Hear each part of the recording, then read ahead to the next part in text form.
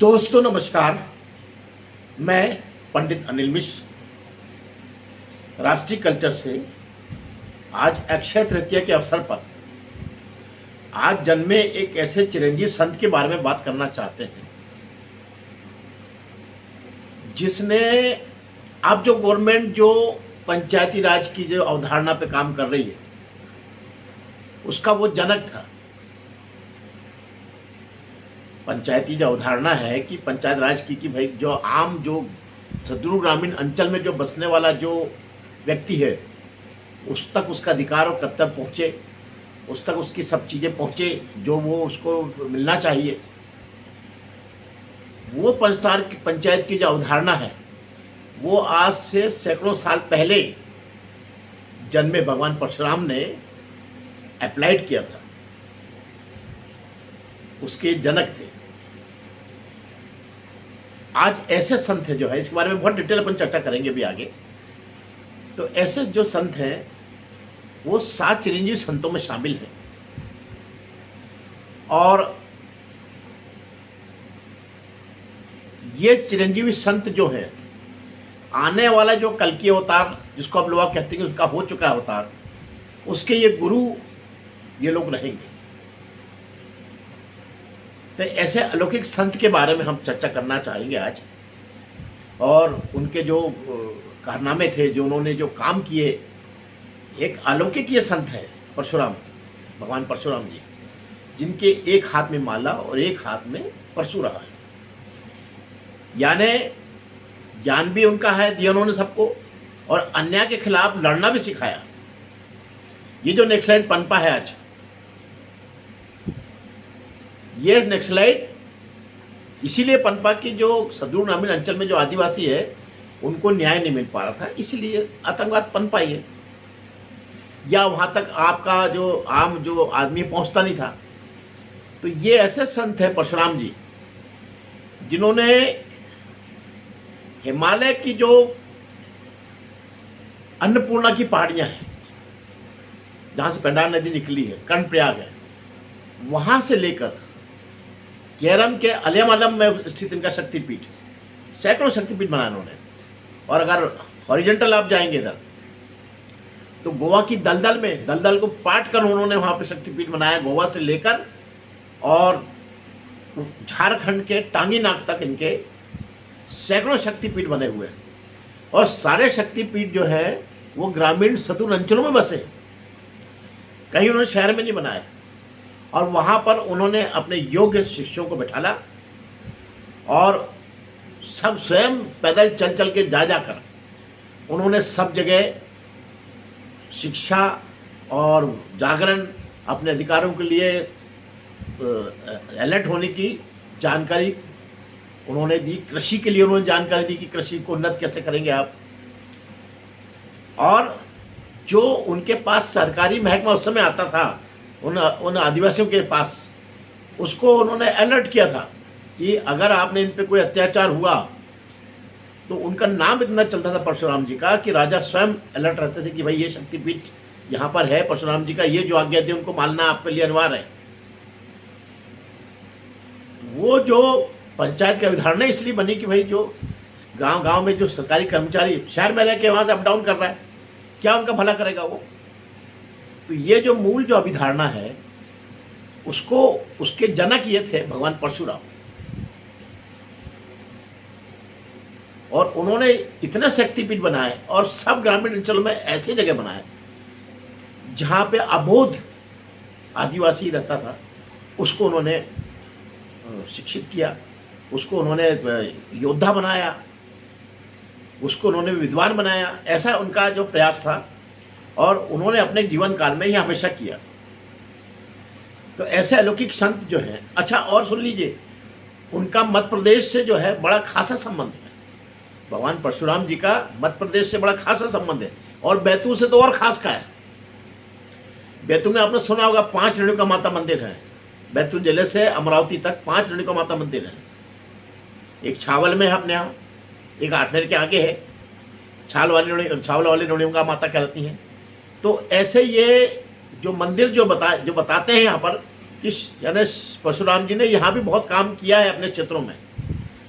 और उनका जो, अब आते हैं अपन उनके जन्म पर। तो जन्म उनका जो है जानपाव की जो पहाड़ियाँ हैं, यानी इंदौर से महू और महू से आगे सतपुड़ा की 7 पहाड़ियाँ हैं, जिससे ऐसा लिखा जाता है कि पुराणों में 7.5 नदी निकली है, जिसमें चोरल और गंभीर जैसी पवित्र नदियां हैं, जो कि जिनका उज्जैन में बहुत बड़े बड़े डैम प्रोजेक्ट चल रहे हैं। और ये नदियां वहां से निकली हैं उस उद्गम स्थल पर।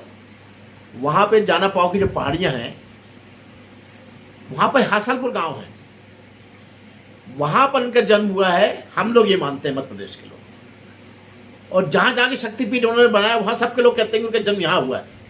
ऐसा मतलब लोगों में, सब लोगों में अभिधारणा है।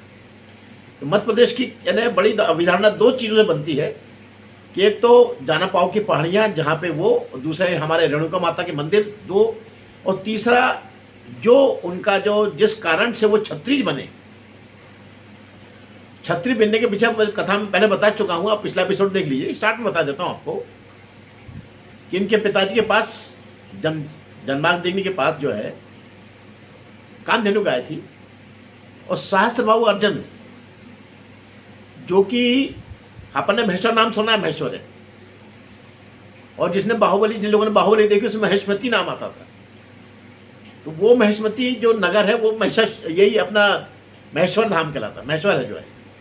और वहीं पर आज भी वहाँ पे ऐसे मंदिर बने हैं जहाँ पर कि इनका जो सहस्त्र बाहु अर्जुन और उनका परशुराम जी का युद्ध बताता है कि यहाँ हुआ है। ऐसे बहुत से एविडेंस है वहाँ पे। तो सहस्त्र बाहु अर्जुन अपने सेना के साथ आए, इनके पिताजी के पास उन्होंने आश्रय मांगा कि थोड़ा हम रोक लेते हैं। तो जमदाग्नि ने कहा कि ठीक है, मैं आपके लिए, सबके लिए भोजन बनाता हूँ। अरे उन्होंने कहा साहब 1000 सैनिक है हमारे पास, आप कैसे बनाएंगे इतना। तो जमदाग्नि ने अपने उनके पास एक कामधेनु गाय थी, उसके हाथ जोड़े और वो टीका लगाया और मांगा, तो इतना सा खाना आ गया, वहाँ से मिल गया। वो देख के सहस्त्र बाहु अर्जुन जो है वो थोड़ा लालच में आ गए। वैसे बड़े धार्मिक थे वो, और बड़े अच्छे धर्म में उनका अच्छा रुचि थी सबकी, लेकिन लालच में आ गए कि ये कामधेनु का इनके पास क्या काम, इनका क्या, साधु बाबा के पास क्या काम, मेरे पास है तो मैं बहुत सा भला करूँगा सब समाज का।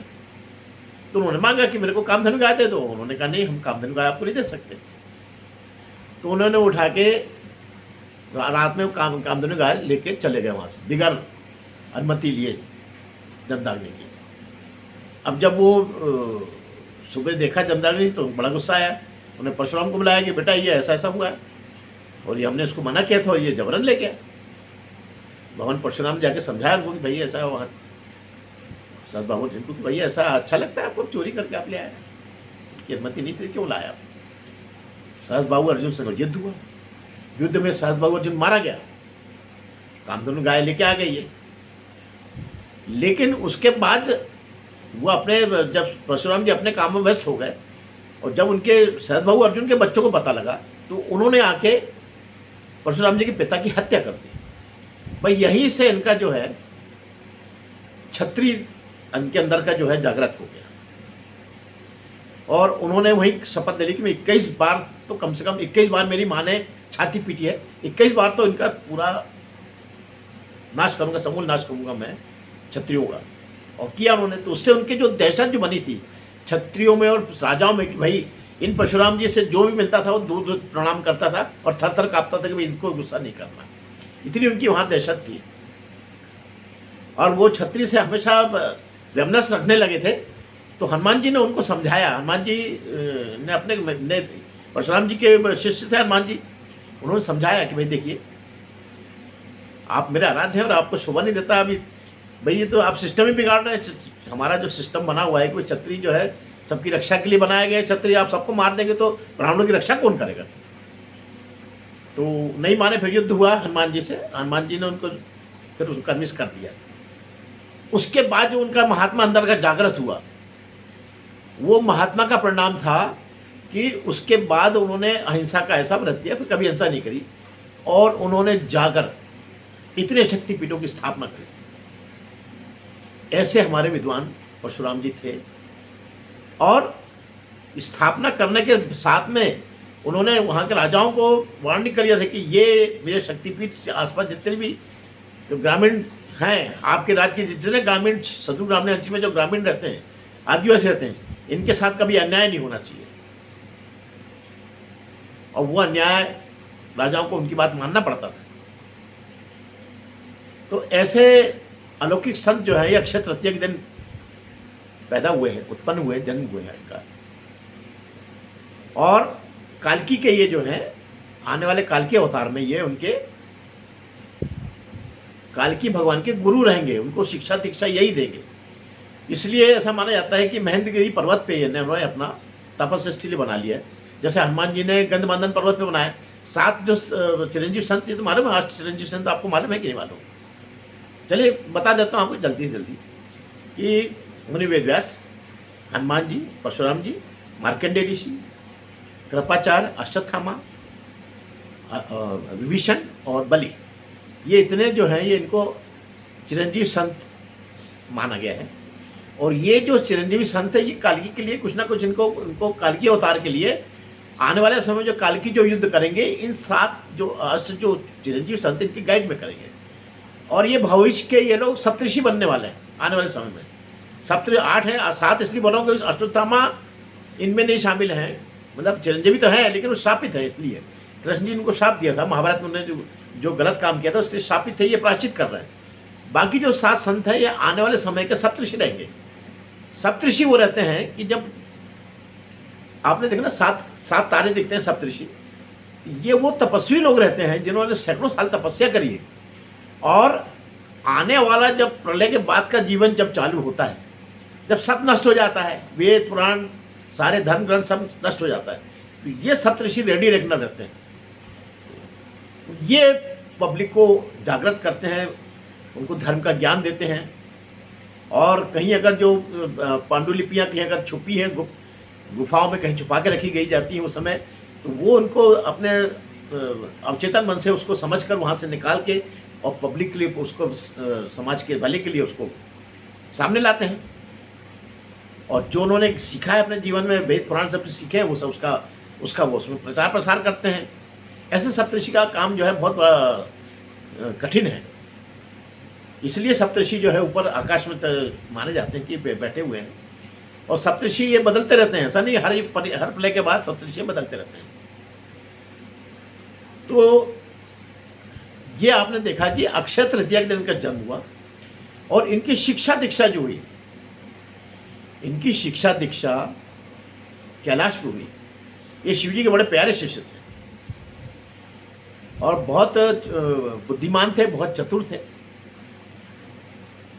वो जो घटना हुई थी वे आपने अपन देखते हैं जो रामायण में जो आम पूरे गांव में मंचन होता है रामलीला का, तो उसमें एक जो दृश्य दिखता है कि धनुष टूटा और परशुराम जी थर थर कांपते हुए आए और उन्होंने ललकारा कि जिसने टूटा है मैं उसको छोड़ूंगा नहीं। फिर रामचंद्र जी उनको समझाते हैं और वो शांत हो जाते हैं। तो ये इसके पीछे की जो शुरुआत भी जो है इसी शिक्षा दीक्षा के साथ चालू है, क्योंकि शिव जी के पास 3 धनुष थे, गांडीव, सारंग और पिनाक। ये 3 धनुष जो थे, जब दधीची की अस्त्र से वृतासुर को मारने के लिए वज्र बनाया था इंद्र ने, उससे बची हुई हड्डियों से 3 धनुष बनाए गए थे।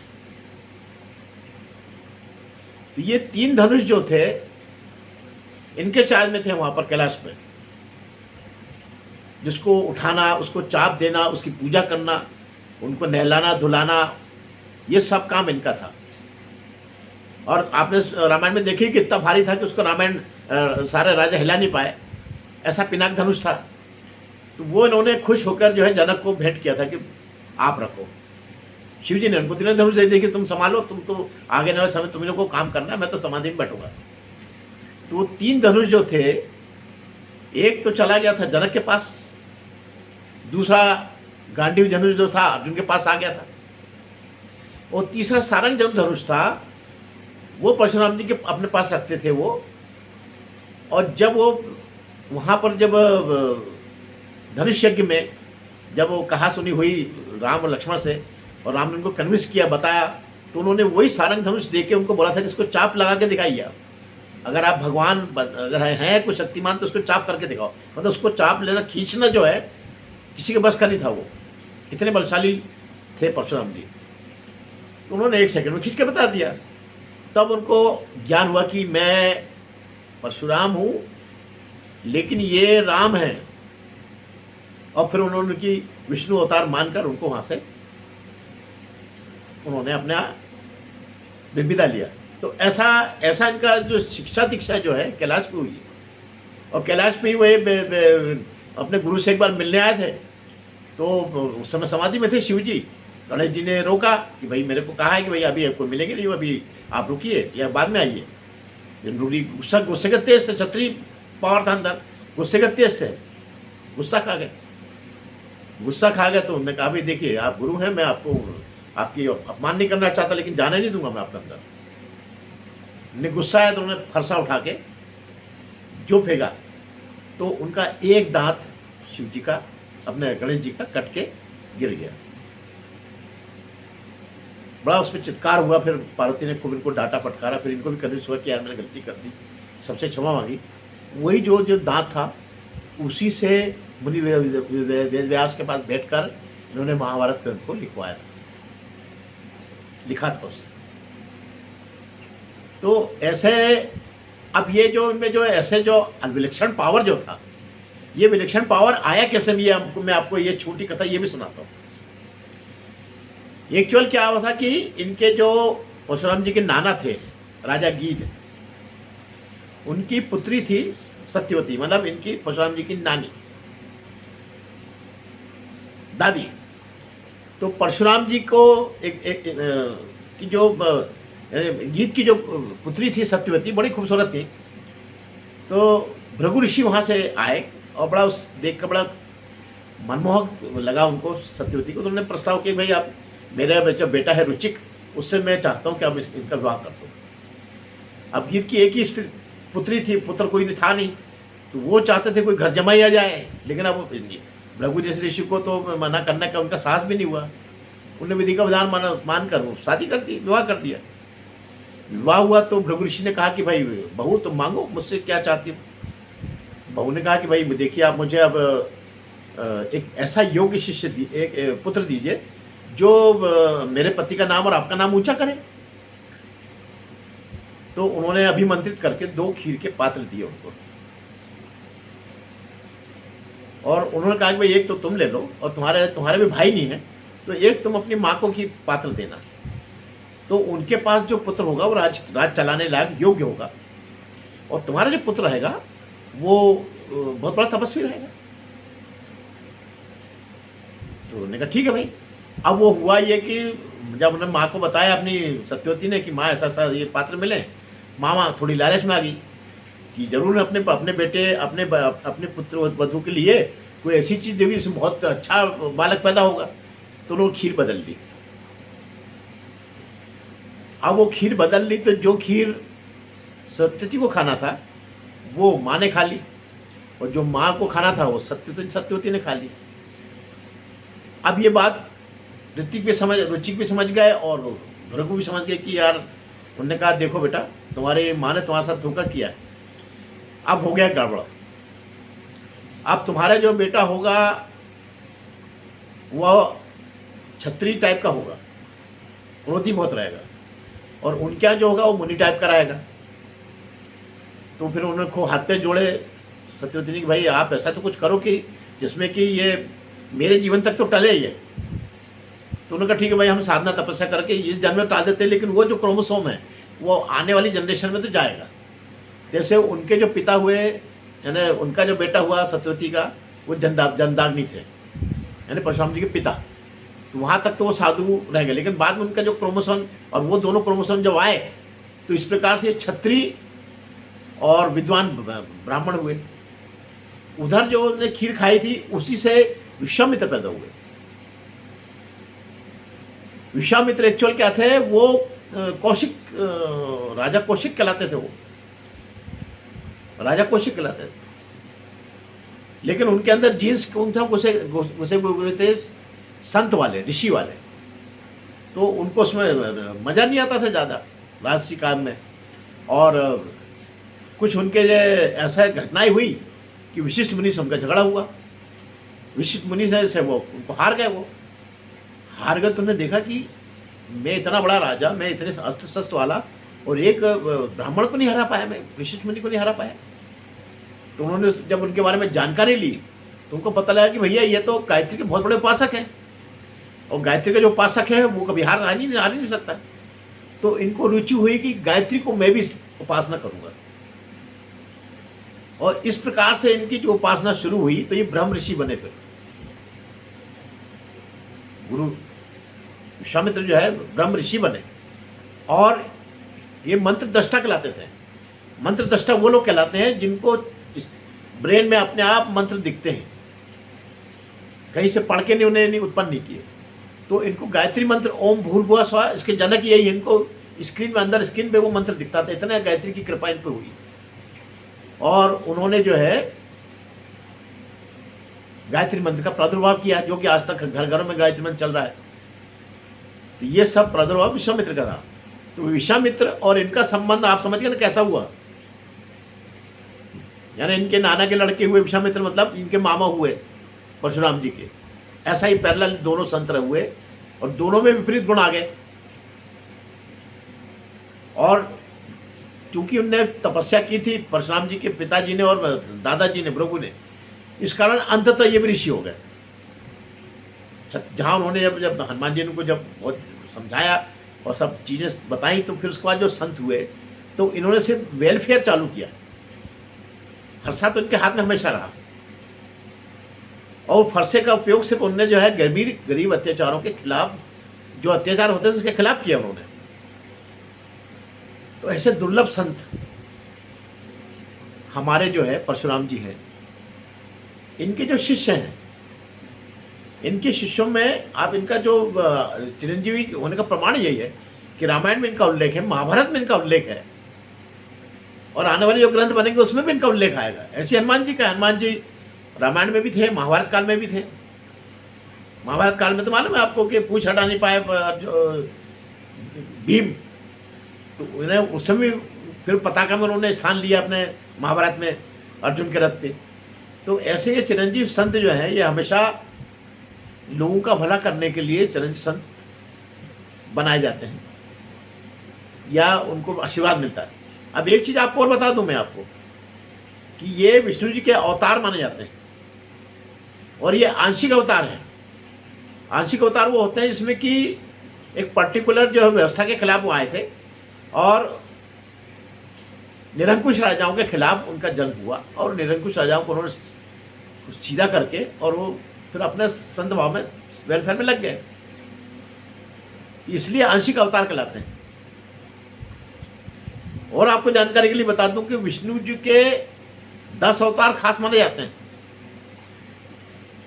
लेकिन 3 अवतार मैं आपको बता रहा हूं, और इस विषय से इसलिए जोड़ रहा हूं मैं आपको, क्योंकि परशुराम जी भी विष्णु जी के अवतार हैं। तो 3 अवतार ऐसे हैं जिसके बारे में बहुत कम लोगों को जानकारी है। और 3 अवतार वो हैं जब सृष्टि का निर्माण हुआ था, जब हाई एनर्जी ने कहा तो विष्णु एनर्जी को कि भाई आपको ब्रह्मा जी को लीजिए और सृष्टि का निर्माण करिए आप। तो ब्रह्मा जी और इनकी ऊर्जा एक साथ शरीर में इकट्ठी हुई, और पहले बने कारणोदक्षी भगवान विष्णु, जिन्होंने शरीर धारण नहीं किया, कारण शरीर था उनका। 3 शरीर होते हैं ना घर में, आपको मालूम है कि नहीं मालूम? एक बड़ा शरीर जो दिखता है स्थूल शरीर, और सूक्ष्म शरीर, और एक कारण शरीर होता है। यानी सब गुणों को उन्होंने पहले इकट्ठा किया अपना विष्णु जी ने, कारणोदक्षी भगवान विष्णु बने। और फिर पृथ्वी के नीचे साइड में जाकर उन्होंने गर्भोदक्षी विष्णु के रूप में उन्होंने अनंत विष्णु बनाए, और तीसरे जो है क्षीरोदक्षी विष्णु बने, वो भी अनंत बने। इसलिए भगवान अनंत की पूजा की जाती है, मालूम है ना आपको? अनंत चतुर्दशी के दिन अनंत भगवान की पूजा होती है। तो अनंत भगवान, यही भगवान विष्णु का जो विराट स्वरूप जो यही है कि वो कण कण में बस गए। कहते हैं ना कि एटॉमिक थ्योरी कहती है कि अणु और परमाणु, तो परमाणु के अंदर बीच में न्यूक्लियस रहता है, चारों तरफ इलेक्ट्रॉन घूमते हैं। इलेक्ट्रॉन को घुमाने वाली जो शक्ति है वो आदिशक्ति है। इलेक्ट्रॉन जो घूमते हैं और जो प्रोटॉन रहते हैं, ये ब्रह्मा विष्णु महेश का प्रतीक माने जाते हैं। कभी मैं बर्स का विस्तार बनाऊंगा साइंटिफिक, उसका भी बहुत डिटेल आपको नहीं दे रहा हूँ। तो इस प्रकार से ये 3 अवतार तो ये हैं, और जो 10 अवतार आपने खास तो मालूम है आपको, नहीं मालूम तो आप वो भी देख लीजिए। जो प्रथम अवतार जो माना जाता है, यानी जो हमारा जो डेवलपमेंट है, ऐसा माना जाता है ना, डार्विन थ्योरी भी ये थी कि भाई पानी से हमारा डेवलपमेंट हुआ है मानव का, तो ये पूरा आप इसमें आप इनके 10 अवतार में दिख जाएगा। मत्स्य अवतार जो है, यानी जीवन पानी से आगे बढ़ा। उसके बाद दूसरा कच्छप अवतार, यानी जल में और थल में दोनों में रहने की क्षमता आई, कच्छप अवतार। फिर और आगे बढ़ते हैं तो वामन अवतार। नहीं, वामन अवतार के पहले वारा अवतार आता है। वारा अवतार आता है जिसमें पशु पक्षी के रूप में। फिर नरसिंह अवतार, जिसमें आधा पशु आधा मानव। फिर वामन अवतार मतलब छोटे मानव। इसके बाद जो है छठे अवतार कहलाते हैं भगवान परशुराम, मतलब वो आदि मानव जो जंगल को काट कर रास्ते बनाता था, जो पहाड़ों को काट कर कंदराओं को छील कर उसमें रहता था, यानी आदिवासियों का सही रिप्रेजेंट करने वाले जो थे वो भगवान परशुराम थे। ये तो यहाँ की राजनीति है जो अपन लोगों को, जो उन्होंने सवर्ण और दूसरों को अलग कर दिया, वरना हम कभी अलग रहे ही नहीं है। और दुनिया भर का उनको जो है, जो काम परशुराम जी ने उस समय किया था कि इनको योग्य बनाने का, वो शासन आज भी योग्य नहीं बना रही है। आरक्षण देके उनको और विचारों को जो है उनको डाउनफॉल में डाल रही है। योग्य बनाने का जो प्रयास था वही पंचायत राज की अवधारणा भी थी, लेकिन वोट की राजनीति ने सब चौपट करके रख दिया। चाहे वो कोई भी पार्टी हो, मैं किसी पार्टी का नाम नहीं लूँगा। तो परशुराम जी वो पहले जनक हैं जिन्होंने इनको अलर्ट किया, इनको जो है अवेयरनेस इनकी बढ़ाई, इनको ग्रंथों का ज्ञान दिया, इनको किसान अपने कृषि करना बताया, उन्नत कृषि करना बताया, अस्त्र शस्त्रों का ज्ञान दिया कि अगर डिफेंस कैसे करोगे आप, तो अपने अधिकारों के लिए लड़ना नहीं सिखाया है भगवान परशुराम ने। और आप आज ब्राह्मण और दूसरे लोगों को अलग बोलते हैं कि सवर्ण अलग और ये अलग। तो हमारा इतिहास, हमारे जो भगवान परशुराम हैं, ये भगवान परशुराम बिल्कुल आदिवासी और जो सदूर रामांचल में रहने वाले जो निर्मल लोग हैं उनके ये मसीहा रहे हैं, शुरू से मसीहा रहे हैं, और हम लोग उनके अनुयायी हैं। इसलिए हमने कभी, हम लोग भेद करते नहीं किसी में। बीच में जो हो गई थी गड़बड़, जो बीच में जो बताते हैं कि जो अत्याचार कुछ किया है जो भी, तो उसको भी तो सुधारने के लिए भगवान परशुराम ही आए थे ना। जो राजा लोगों ने अत्याचार किया, कुछ जो ब्राह्मणों का जो बताते हैं कि भाई जो छुआछूत और ये सब चीज़ें, तो ये सब चीज़ों का निराकरण करने के लिए हमारे जो आराध्य हैं, यानी हमारे आराध्य भगवान परशुराम केवल ब्राह्मणों के देवता नहीं हो, पूरी मानव जाति के देवता है वो। जितना उन्होंने काम मानव जाति के लिए किया है उतना बहुत कम लोगों ने किया है। आप इतिहास देख लीजिए उसका। तो ऐसे जो भगवान परशुराम हैं, अच्छा उनके शिष्य देख लीजिए आप, कितने शिष्य रहे उनके, एक से एक योग्य शिष्य। भीष्म पितामह, द्रोणाचार्य, और जो उनका सबसे प्रीशियस था, छोटी सी बात उसकी भी मैं बताना जरूर चाहूंगा, कर्ण, दानवीर कर्ण जो थे वो सूत पुत्र थे, और इनका क्रोधी स्वभाव सबको मालूम था कि ये ब्राह्मण कला किसी को भजन देंगे, इनको कंफ्यूजन था उनको नहीं मालूम था कि तो आदिवासी क्षेत्र में जाके काम करते हैं। तो कर्ण गए उनसे दीक्षा लेने के साथ, मुझे दीक्षा दीजिए। तो उन्होंने कहा भाई बताओ परिचय दो, तो इन्होंने कहा मैं ब्राह्मण पुत्र है, सर बता दिया। सॉरी, अब दीक्षा शिक्षा ले ली सर। अब एक दिन का कर्ण का दुर्भाग्य देखो आप, और गुरु इतना योग्य था कर्ण कि इससे बहुत चाहते थे उसको। एक दिन गुरु परशुराम उसके जंगा पे सिर रख के सो गए चट्टान पे। अब यहाँ से कर्ण का दुर्भाग्य चालू हुआ कि एक कृमि जांग में घुसा और घाव करता करता दूसरी जगह से निकल गया, और कर्ण बिल्ला रहे थे अंदर से, लेकिन कर रहे होकर बैठे थे कि मेरे गुरु को नींद नहीं खोलना चाहिए, गुरु के लिए श्रद्धा भाव से। लेकिन जब उससे खून की धार निकली और भीष अपने परशुराम जी उठ गए, तो उन्होंने कहा यार जो कर्मी को जाते देखा, एकदम गुस्सा आ गया उनको। उन्होंने कहा कर्ण तुम्हारा असली परिचय दो, तुमने मेरे से सारे ब्रह्मास्त्र का ज्ञान लिया है लेकिन झूठ बोल के लिया है। कोई ब्राह्मण में इतना सामर्थ्य नहीं है कि वो इतनी बड़ी पीड़ा सहन कर सके, ब्राह्मण में सामर्थ्य नहीं रहता। तुम असली परिचय दो, तुम ब्राह्मण हो ही नहीं सकते। अब जो वो था कर्ण बिल्कुल घबरा गया बिल्कुल, और डर के मारे बता दी कि मैं सूतपुत्र हूं, मैंने तो आपसे झूठ बोल के शिक्षा ली। परशुराम जी ने वहीं इसको शाप दे दिया कि जब तेरे को असली विद्या का जरूरत पड़ेगी तू कभी याद नहीं कर पाएगा, और इसी अविद्या के कारण तू मारा जाएगा। अब बिलबला पड़ा कर्ण, चरणों में लौट गया, गुरु जी मैं आपका अनंत शिष्य हूँ, आपका जानते मैं आपके लिए कुछ भी कर सकता हूँ, कृपया ऐसा शाप मेरे साथ वापस लो आप। थोड़ा सा परशुराम भी द्रवित हुए। उन्होंने कहा देखो भाई ये शाप तो वापस नहीं हो सकता लेकिन मैं तुमको ये वचन देता हूँ कि तुम्हारा अंतिम क्रिया और मोक्ष मैं करूँगा और तुमको मोक्ष दिला के रहूँगा। अंत में वही हुआ कि जब अर्जुन ने उनका मरने का समय आया तो ब्रह्मास्त्र छोड़ने की जगह ये इनको रथ का पहिया निकाल के लड़ने लगे, उतने में करने मारा, वही मर गया। उस समय परशुराम जी अन्नपूर्णा की पहाड़ी में तपस्या कर रहे थे। उन्होंने तुरंत अपने शिष्यों को भेजा और उनका शव बुलवाया कर्ण का, और वहां पेंडार नदी के किनारे जहां अलकनंदा में पेंडार नदी मिली है अन्नपूर्णा के पहाड़ी के नीचे, जहां पे इनकी पूरी कर्ण की तपस्या और उनको अस्त्र शस्त्र विद्या और तपस्या यही हुई है। यानी अन्नपूर्णा की पहाड़ियाँ हैं बर्फ से पकी रहती हैं, तो वहाँ दो ही मानव बैठते थे, एक भगवान परशुराम पूरे बर्फ लदे हुए चिपके हुए और कर्ण, और वहाँ ये तपस्या करते थे। उसी कारण को जो इतना दान प्रिय हुए, दान इनका जो दान का जो इनको वरदान मिला इसी से मिला था, दानवीर कर्ण इसीलिए कराया वो। तो इनकी प्रिय जगह थी वो, और परशुराम जी की प्रिय जगह थी, तो उन्होंने उसको वहीं बुलाया कि इसकी प्रिय जगह यही है, यही इसका मैं अंतिम संस्कार करूँगा। तो जहाँ अलकनंदा और पेंडार नदी मिली है उसी को कर्णप्रयाग कहा जाता है। आज भी कर्णप्रयाग के नाम से वो जगह विख्यात है। तो ऐसा उन्होंने साथ दिया उसका, और उसको फिर मोक्ष के लिए उन्होंने जो जो कर सकते थे किया उन्होंने।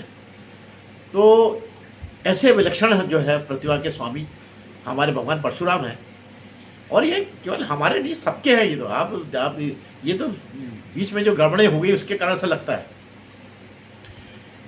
तो देखिए आप, यानी ऐसे योग्य जो भगवान परशुराम के बारे में जो आज जानकारी मैंने आपको दी है, आपका ये फर्ज बनता है ये जानकारी हर आदमी तक पहुंचाने की जिम्मेदारी आपकी बनती है।